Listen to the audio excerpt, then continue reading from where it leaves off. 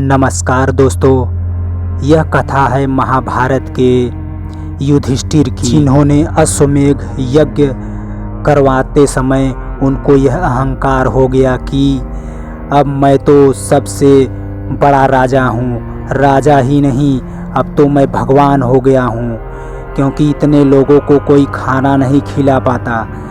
तभी तो भगवान उनकी तरफ देखते हैं, अरे ये तो युधिष्ठिर को अहंकार धीरे धीरे हो रहा है। तभी भगवान ने अपनी माया से एक नेवला प्रकट किया और उस नेवले ने और युधिष्ठिर के सारे अहंकार को उस नेवले ने चकनाचूर कर दिया। तो दोस्तों, अगर वीडियो आपको अच्छी लगे, अगर कथा ये अच्छी लगे तो प्लीज़ यार चैनल सब्सक्राइब कर देना भैया लोगन, प्लीज़ चैनल वा सब्सक्राइब कर देना भैया। नेवला युधिष्ठिर धर्मराज से कहता है, धर्मराज, आपके यज्ञ से सभी के मन को संतोष प्राप्त हुआ होगा, परंतु यह यज्ञ अगर महान होता तो यह मेरा शरीर जो आधा सोने का है वो भी यह यज्ञ के कारण सोने का बन जाता। आपका यह यज्ञ उस दरिद्र ब्राह्मण के यज्ञ के बराबर भी नहीं है, जिसके यज्ञ के भोजन के स्पर्श से मेरा आधा शरीर सोने का बन गया था। युधिष्ठिर कहते हैं, परंतु यह कैसे संभव है? नेवला कहता है, संभव है। भगवान श्री कृष्ण कहते हैं, हे महात्मन, आप उस दरिद्री ब्राह्मण ने किस प्रकार से यज्ञ किया था उसे विस्तार से बताएं तो सब स्पष्ट हो जाएगा। नेवला कहता है, जैसी आपकी आज्ञा प्रभु। कुरुक्षेत्र के पावन भूमि में काकोती नाम का एक वृद्ध ब्राह्मण अपनी पत्नी और पुत्र बहू के साथ निवास करता था। फिर गरीब ब्राह्मण कहता है, हे प्रभु, आपकी बड़ी कृपा है कि आज तक हमारे द्वार से कोई भी याचक खाली हाथ नहीं गया है। इसके आगे भी कोई याचक हमारे यहाँ से खाली हाथ ना लौटे, यही आपसे विनती है। फिर नेवला कहता है, हर समय एक समान कहाँ रहता है, बदलाव का नाम ही समय है। कुछ वर्षों बाद समय ने ऐसा पलटा खाया कि हरे भरे खेत वीरान हो गए। ना जानवर के लिए घास फूस बचा और ना मनुष्य के लिए पेट की आग बुझाने के लिए अनाज ही नहीं रहा। ऐसा सूखा पड़ा कि हर ओर भूखमरी ही भूखमरी थी। काकोती के घर में भी अनाज का एक दाना भी नहीं था। उसके जीवन में भी एक समय ऐसा आया, 6 दिन से सारे परिवार ने एक अन्न का दाना तक नहीं खाया। काकोटी और उसके परिवार ने दरिद्रता के अंत तक पहुंच गया था। बड़ी ही मुश्किल से खेत की मिट्टी खंगाल कर काकोटी सेतु दाने का बीज लेकर आया। बड़ी मुश्किल से 6 दिनों के बाद एक दिन का भोजन तैयार हुआ। जैसे ही काकोटी ने पहला कवल उठाया खाने के लिए, तभी बाहर से आवाज़ आया, हे धर्मात्मा, अन्नदाता के नाम पर एक भूखे दरिद्र ब्राह्मण को भोजन खिलाओ। अन्न का दान करके पुण्य कमाइए, भूखे ब्राह्मण का आशीर्वाद लीजिए। क्या आज एक दानवीर के द्वार से भूखे ब्राह्मण को खाली हाथ और खाली पेट लौटना पड़ेगा? हे महोदय, आप इस घर के स्वामी हैं। मैं आपके घर पर एक अतिथि बनकर आया हूँ। सुना था आपके द्वार से कभी कोई खाली हाथ नहीं लौटा, परंतु आज देख लिया, जो सुना था वह झूठ था। महात्माओं ने ठीक कहा है, मनुष्य को कानों से अधिक आँखों पर विश्वास करना चाहिए। तभी काकोटी ब्राह्मण कहता है, रुक जाइए विप्रवर, आज तक मेरे द्वार से यूँ निराश होकर नहीं लौटा। आइए, हमारे घर में आपका स्वागत है। आपकी सेवा का लाभ हमें मिल गया, हम धन्य हो गए। आइए, पधारिए। काकोटी सहित उसके पूरे परिवार ने दरिद्र ब्राह्मण को प्रणाम किया और कहा, विराजिए। और काकोटी कहता है, लीजिए विप्रवर, इस सत्तू को स्वीकार कीजिए और हमें अनुग्रहित कीजिए। दरिद्र ब्राह्मण कहता है, इससे तो हमारा पेट नहीं भरा महोदय। फिर काकोटी ब्राह्मण अपने पत्नी का भी भोजन दे देता है और कहता है, लीजिए ब्राह्मण देवता, इससे आपकी क्षुधा शांति हो जाएगी। दरिद्र ब्राह्मण कहता है, बहुत दिनों से कुछ खाया नहीं ना, जो सूखा जो पड़ा है। अब भोजन मिला है तो भूख शांत होने में ही नहीं आती। अब भी पेट नहीं भरा है। फिर काकोटी ब्राह्मण अपने बेटे का भी भोजन दे देता है। कहता है, लीजिए ब्राह्मण देवता, आप रुष्ट ना होइए। दरिद्र ब्राह्मण कहता है, महोदय क्या कुछ और भोजन मिलेगा? ऐसा लगता है मुझे भूखा ही उठना पड़ेगा। काकोटी ब्राह्मण अपने बहू का भी खाना दे देता है। तभी वह दरिद्र ब्राह्मण खड़े होकर आशीर्वाद देते हुए साक्षात यमराज के रूप में आ जाता है।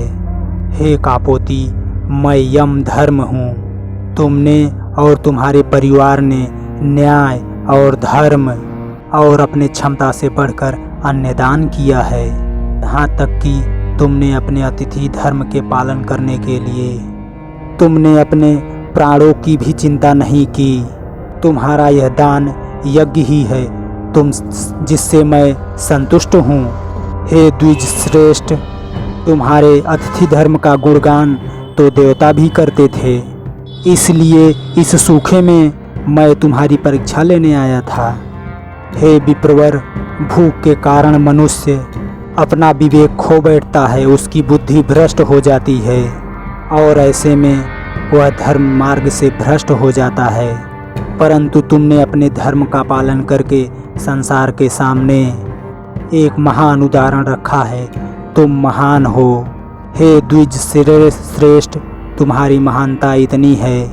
हे द्विज श्रेष्ठ, तुम्हारी महानता इतनी है कि तुम्हें और तुम्हारे परिवार को ब्रह्मलोक ले जाने की, सदैव ब्रह्मलोक ले जाने के लिए दिव्य विमान आ रहा है। तभी नेवला कहता है, मैं वहीं चुपचाप छुपा सब देख रहा था। जैसे ही दिव्य विमान अदृश्य हुआ, मैं पत्तलों पर बचे सत्तू के अंश को खाने बिल से बाहर निकला। बचा हुआ सत्तू खाते ही हमारा आधा शरीर सोने का हो गया। तब से मैं आज तक वैसा दानवीर ब्राह्मण ढूंढ रहा हूँ जो मुझे आज तक नहीं मिला। आपका नाम तो बहुत है। जब मैंने आपका नाम सुना, युधिष्ठिर यज्ञ कर रहे हैं, तो मैंने सोचा आज मेरा पूर्णतः शरीर सोने का बन जाएगा। परंतु दुख का बात तो ये है कि आपको भी अहंकार है।